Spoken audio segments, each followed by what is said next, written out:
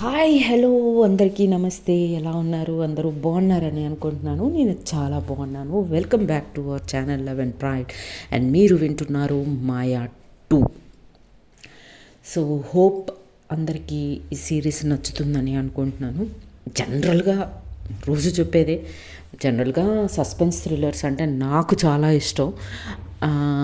And చిన్న చిన్న పిల్లలతో సహా ఒక సస్పెన్సు, థ్రిల్లింగ్ ఉంది అనుకుంటే చాలా ఎక్సైట్మెంట్తో చూస్తాము ఆ పర్టికులర్ సిరీస్ కానీ, మూవీ కానీ, ఏదైనా సరే. సో ఈ ఎక్సైట్మెంట్ని నేను తీసుకెళ్తున్నానని అనుకుంటున్నాను. అఫ్కోర్స్ ఇంకా మన ఎక్సైట్మెంట్లోకి వెళ్ళలేదు. బట్ చిన్న లవ్ స్టోరీస్ మరీ స్టార్టింగే ఏం వెళ్తాం అలా కదా. సో స్లోగా తీసుకెళ్తాను. సో అప్పటి వరకు వెయిట్ చేయండి. హోప్ ఇప్పటి వరకు అయితే ఒక 4 ఎపిసోడ్స్ వినుంటారు కదా. ఇప్పటి వరకు అయితే hope everything is going good, right? So ఇక ఇంకేమీ లేదు స్టోరీ గురించి చెప్పడానికి. ఎనీవేస్, కొత్తగా చూసేవాళ్ళు సబ్స్క్రైబ్ చేయండి. కొత్తగా వినేవాళ్ళు సబ్స్క్రైబ్ చేయండి. ఆల్రెడీ సబ్స్క్రైబ్ చేసిన వాళ్ళు లైక్ చేయండి. కొత్త సబ్స్క్రైబర్స్ ఎవరన్నా ఉంటే మీకు ఏ ప్లేస్లో నచ్చితే ఆ ప్లేస్లో ఒక లైక్ చేయండి, కమెంట్ చేయండి. అండ్ అండ్ షేర్ చేయండి. కుదిరితే హైప్ కూడా చేయండి. ఓకే, ఇంకా లేట్ చేయకుండా మనం స్టోరీలోకి వెళ్ళిపోదాం. సో ప్రీవియస్ ఎపిసోడ్లో మనం ఏం చూసాము అంటే, అలీబాయ్, మాయా అండ్ గోవింద్ ముగ్గురు కూర్చొని ప్రశాంతంగా మాట్లాడుకుంటున్నారు. సో మాట్లాడుకునే క్రమంలో out of the duty, office వర్క్కి బయట కొంచెం పర్సనల్ లైఫ్ గురించి మాట్లాడుకోవడం స్టార్ట్ చేస్తారు. ఫస్ట్ అలీబాయ్ వాళ్ళ వైఫ్కి సరిగ్గా లేదు హెల్త్. సో త్వరలో వాళ్ళ అత్తగారో లేదా వాళ్ళ అమ్మగారో వస్తారు తన్ని చూసుకోవడానికి అని చెప్తాడు. తర్వాత మంజు గురించి చాలా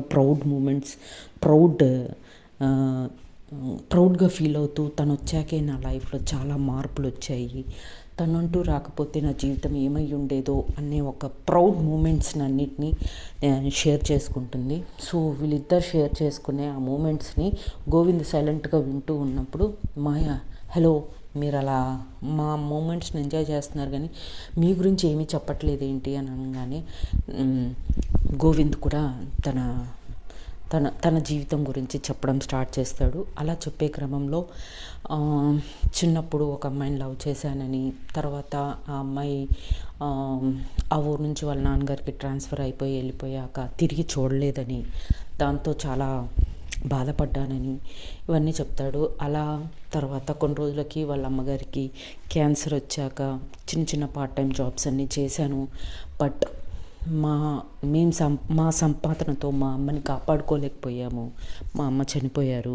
ఆ తర్వాత నాన్నని తీసుకొని నా ఊరు వదిలిపెట్టి అక్కడి నుంచి వెళ్ళిపోయాక ఒక డిగ్రీ కాలేజ్లో జాయిన్ అయ్యాను. అక్కడ ఒక అమ్మాయిని చూసి లవ్ చేశాను అని ఈ విషయాలు చెప్తూ ఉంటాడు మాయాకి, అలీకి.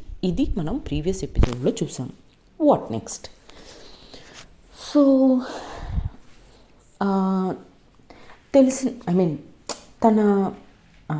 తను లవ్ చేస్తాడు కానీ, నేను లవ్ చేశాను కానీ మేడం, నేను ఎప్పుడూ ఆ అమ్మాయికి నేను నిన్ను లవ్ చేస్తున్నానని ఎక్స్ప్రెస్ చేయలేదు అని అంటాడనమాట. అనగానే మాయా, అదేంటి, ఒక అమ్మాయిని లవ్ చేసినప్పుడు అట్లీస్ట్ తనకి తెలిసే విధంగా ఏదన్నా చేయాలి, లేదా వెళ్ళి డైరెక్ట్గా ఐ లవ్ విత్ యూ అనన్నా చెప్పాలి, మరి మీరెందుకు చెప్పలేదు అని మాయా అడుగుతుంది గోవింద్ని.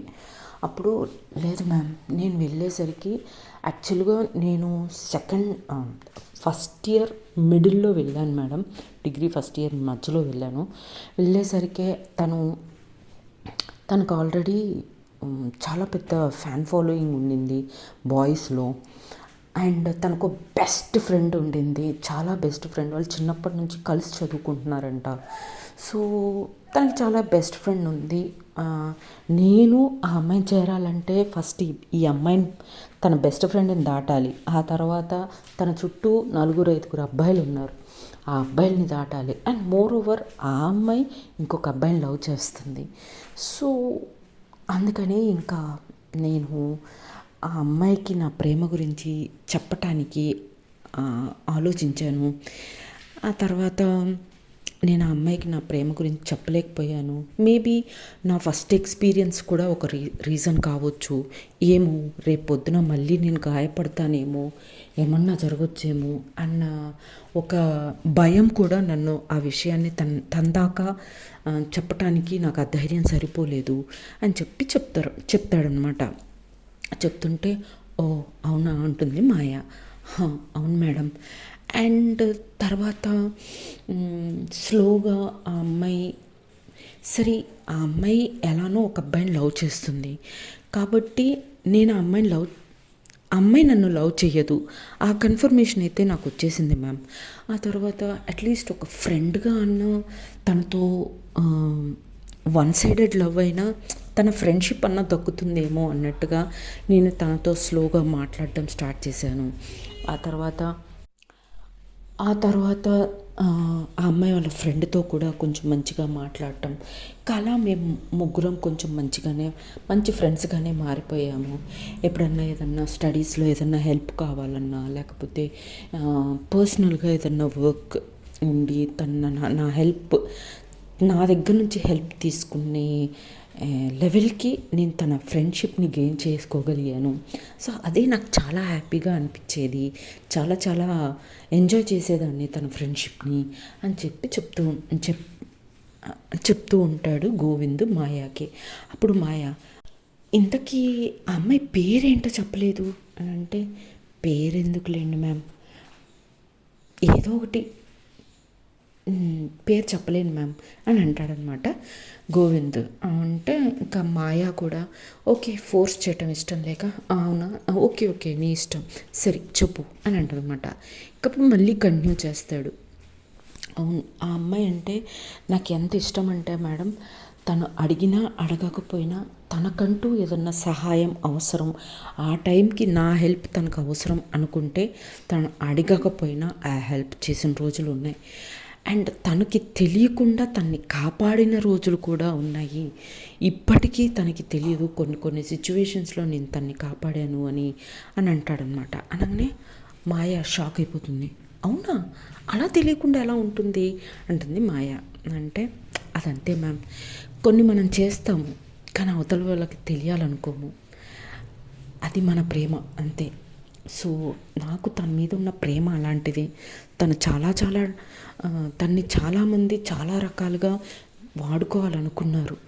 బట్ నాకు తెలిసిన కొన్ని విషయాలలో నేను తనని వాడుకోనివ్వకుండా తన పేరుని కానీ తన ఐశ్వర్యాన్ని కానీ లేదా తన పర్సనల్గా తనతో వర్క్ చేయించుకోవడం, ఇట్లాంటి చిన్న ఈ కాలేజ్లో తెలుసు కదా మ్యామ్, ఒక డిగ్రీ కాలేజ్కి వచ్చాక మనల్ని 10 మంది 10 రకాలుగా వాడుకోవాలనుకుంటారు. సో అలా తన్ని మ్యాక్సిమం నాకు తెలిసిన వాళ్ళ నుంచి మాత్రం నేను చాలా కాపాడాను మేడం తన్ని. బట్ తనకి తెలీదు. ఇలా వెళ్తూ ఉండగా కొన్ని రోజులు ఎక్కడికైనా వెళ్ళాలి అంటే ఎప్పుడైనా తన ఫ్రెండ్ ఉంటుంది తన పక్కన. బట్ వాళ్ళ ఫ్రెండ్ యాబ్సెన్స్లో తనకి తెలియకుండా నేను తన్ని ఫాలో చేసిన రోజులు ఉన్నాయి. తన సెక్యూరిటీ కోసం అంత ఇష్టం మేడం నాకు తనంటే అని చెప్తాడనమాట. అంటే ఓ అంత ఇష్టం ఉన్నప్పుడు మరి సరే వాట్ ఎవర్ ఇట్ ఈస్, నేను లవ్ అయితే ఎక్స్ప్రెస్ చేయాల్సింది గోవింద్ మాయ అని చెప్పి మాయ అంటదనమాట. అంటే అప్పుడు గోవింద్ లేదు మేడం, నేను తన్ని ఇబ్బంది పెట్టదలుచుకోలేదు. బికాస్ తను ఆల్రెడీ ఒక అబ్బాయిని లవ్ చేస్తుంది. ఇప్పుడు నేను కూడా వెళ్ళి I'm in love with you అని నేను అంటే తను సరే తను ఫస్ట్ ఒప్పుకోదు, అది నాకు తెలుసు, అది నేను తట్టుకోలేను, అది తెలుసు. బట్ ఇన్ కేస్ నా బిహేవియర్ తనకి నచ్చి తనకి ఏ మూలనో కొంచెం నా మీద ఉన్నా అటు ఆల్రెడీ కమిట్ అయిన ఆ అబ్బాయి వైపు వెళ్ళలేక ఇటు నా వైపు రాలేక తను చాలా ఇబ్బంది పడుతుంది మేడం. అందుకే ఇంకా నా ప్రేమ గురించి తనకి చెప్పలేదు. అంత ఆలోచించేవాడిని నేను తన గురించి అని చెప్పంటుంది అనమాట. తర్వాత ఓ అవునా అని చెప్పి ఇంకా ఓకే తర్వాత అని తర్వాత ఒకసారి ఒక అమ్మాయి తన దగ్గరికి వచ్చి ధైర్యంగా నువ్వంటే నాకు చాలా ఇష్టం అని తన మనసులో ఉన్న మాట ఆ అమ్మాయికి చెప్పేసింది మేడం. అనగానే ఓ ఇంట్రెస్టింగ్ అంటుంది మాయ. అవును మేడం. అరే ఈ మాత్రం ధైర్యం నేను చేయలేకపోయానా అనిపించింది నాకు. బట్ సీరియస్గా తను సారీ అండి, I respect your love but I'm not in to girls అని క్లియర్గా చెప్పేసింది. సో ఆ అమ్మాయి కొంచెం బాధపడినా చాలా హ్యాపీగా ఫీల్ అయింది దట్ తన్ని ఎంగేజ్ చేయలేదు, ఎంకరేజ్ చేయలేదు, తన టైం వేస్ట్ చేయలేదు అని. సో అప్పటి నుంచి వాళ్ళు కూడా ఒక మంచి ఫ్రెండ్స్ లాగా మారిపోయారు. దాంతో నాకు తన మీద ఉన్న ఆ రెస్పెక్ట్ ఇంకా పెరిగిపోయింది. ఇలా వెళ్తూ ఉండగా ఒకరోజు ఎవరినైతే ఆ అమ్మాయి ప్రేమిస్తుందో, ఎవరైతే అబ్బాయి ఉన్నాడో వాడు మంచోడు కాదు అని నాకు తెలిసింది మ్యామ్. ఆ తర్వాత నేను తనకి చెప్పాలని చాలా ట్రై చేశాను కానీ చెప్పలేకపోయాను అని అంటాడనమాట. అనగానే మాయ అదేంటి ఎందుకు చెప్పలేకపోయావు, నువ్వు అంతగా ప్రేమించే అబ్బాయి మంచివాడు కాదు అనుకున్నప్పుడు చెప్పాలి కదా, జాగ్రత్త పడుతుంది కదా అని అంటదనమాట. అనగానే గోవింద్ లేదు మ్యామ్ చెప్పాలని అనుకున్నాను బట్ నేను చెప్పాక తన మాట నమ్మదు నాకు తెలుసు. బికాస్ అంత పిచ్చిగా అబ్బాయిని లవ్ చేస్తుంది. నేను వెళ్ళి వాడు మంచోడు కాదు, నిన్ను వాడుకుంటున్నాడు, నీ బ్యాక్గ్రౌండ్ని వాడుకుంటున్నాడు, నీ డబ్బును వాడుకుంటున్నాడు, నీ ప్రెజెన్స్ని వాడుకుంటున్నాడు, బట్ వాడు చాలామంది అమ్మాయిలతో తిరుగుతున్నాడు, వాడిని కరెక్ట్ కాదు అని నేను చెప్తే తను వింటుందా, నమ్ముతుందా? అది కూడా నేను మధ్యలో ఒక ఫ్రెండ్గా మారానే తప్ప అది కూడా చాలా బెస్ట్ ఫ్రెండ్ని కూడా కాదు, ఒక ఫ్రెండ్ అంతే. సో నేను వెళ్ళి చెప్పినా ఆ అమ్మాయి నమ్మదు. కాబట్టి తనకి తానుగా తెలుసుకుంటేనే తప్ప తను ఆ అబ్బాయిని హేట్ చేయదు అని నాకు అర్థమైపోయింది. బట్ నేను చేయగలిగేది ఏంటి అంటే వాడు ఉచ్చులో ఆ అమ్మాయి పడకుండా ఉండేటట్టుగా ఆ అమ్మాయిని ఎప్పటికప్పుడు కాపాడుకుంటూ వెళ్ళటమే తప్ప నేను చేయగలిగేది ఏమీ లేదు అనేది నాకు అర్థమైపోయింది మేడం. అందుకే నేను వెళ్ళి చెప్పలేదు అని అంటాడనమాట. అనగానే అప్పుడు మాయ సరే ఆ అమ్మాయికి చెప్పలేకపోయావు బాగుంది, మరి తన బెస్ట్ ఫ్రెండ్ ఒక అమ్మాయి ఉందన్నావు కదా, తనకైనా చెప్పాల్సింది కదా నువ్వు అంటే ఏమో మ్యామ్ నాకు ఆ బెస్ట్ ఫ్రెండ్తో అంత పెద్ద క్లోజ్నెస్ లేదు అలా అని అవును మ్యామ్ బట్ ఏమో నాకు అప్పుడు అది తోనలేదు. చెప్తే ఆ అమ్మాయికి చెప్పాలని అనుకున్నాను కానీ ఈ అమ్మాయి హెల్ప్ తీసుకొని ఆ అమ్మాయికి చెప్పొచ్చు అనే థాట్ నాకు అప్పుడు రాలేదు మేడం అని అంటాడనమాట. అనగానే ఓ అవునా సరే సరే తర్వాత అని అంటది మాయ. ఆ తర్వాత ఒకరోజు ఆ అబ్బాయిది బర్త్డే వచ్చింది మేడం. సో వాడు బర్త్డే పార్టీకి క్లాస్లో ఉన్న అందరినీ ఇన్వైట్ చేశాడు, నాతో సహా అందరినీ రమ్మన్నాడు బర్త్డేకి. సో మీతో 5 స్టార్ హోటల్లో బర్త్డే పార్టీ సెలబ్రేషన్స్ అనగా 5 స్టార్ హోటల్ సెలబ్రేషన్స్ అంటే ఎవరన్నా ఊరుకుంటారా? సో అందరూ వస్తామని అన్నారు. యాక్చువల్గా నాకు వెళ్ళాలని లేకుండే మ్యామ్, బికాస్ అక్కడ ఆ అట్మాస్ఫియరు ఆ పార్టీ ఇదంతా నాకు నచ్చదు జనరల్గా. బట్ అండ్ అండ్ అండ్ ఏంటంటే అక్కడ వాళ్ళిద్దరు క్లోజ్గా డ్యాన్స్ చేయటం అవన్నీ నేను చూడలేను, నా వల్ల కాదు అని నేను డ్రాప్ అయిపోదాం అనుకున్నాను మేడం, పార్టీకి వెళ్ళకుండా అని. నేను ఆ బర్త్డే రోజు నేను వెళ్ళలేదు యాక్చువల్గా, స్టార్టింగ్ వెళ్ళకుండా ఇంట్లోనే ఉండిపోయాను. తర్వాత నాకు ఫోన్ వచ్చింది మేడం.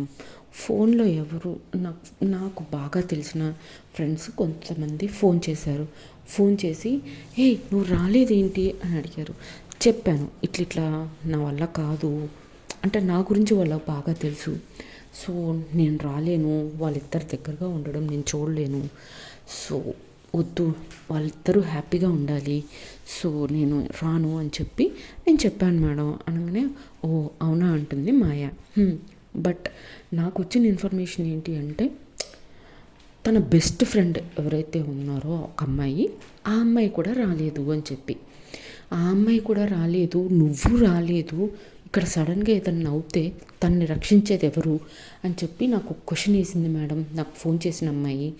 దాంతో నాకు కరెక్టే కదా, ఇన్ని రోజుల నుంచి నేను కాపాడుకుంటూ వస్తున్నా, అండ్ మోర్ ఓవర్ ఇప్పుడు వాడు మంచోడు కాదని కూడా తెలిసింది. ఇంతమందిని బర్త్డే పార్టీకి పిలిచాడు, అది ఒక ప్రైవేట్ ఏరియాలో పిలిచాడు. సో బెటర్ నేను వెళ్ళటం అనిపించి, ఓకే డన్ నేను వస్తున్నాను అని చెప్పి ఫోన్ కట్ చేసేసి ఇమీడియట్గా బయలుదేరి హోటల్కి వెళ్ళిపోయాను మేడం. అక్కడ ఒక మూల కూర్చున్నానండి. కూర్చొని వాళ్ళని అబ్జర్వ్ చేస్తున్నా, చుట్టూ ఉన్న వాళ్ళని అబ్జర్వ్ చేస్తున్నా, అందరినీ చూస్తున్నా, ఎటు నుంచి ఏ డేంజరు తనకి రాకూడదు అని చెప్పి. వాళ్ళిద్దరు డ్యాన్స్ చేస్తున్నారు, హ్యాపీగా కూల్ డ్రింక్స్ షేర్ చేసుకుంటున్నారు, అన్నీ చేస్తున్నారు.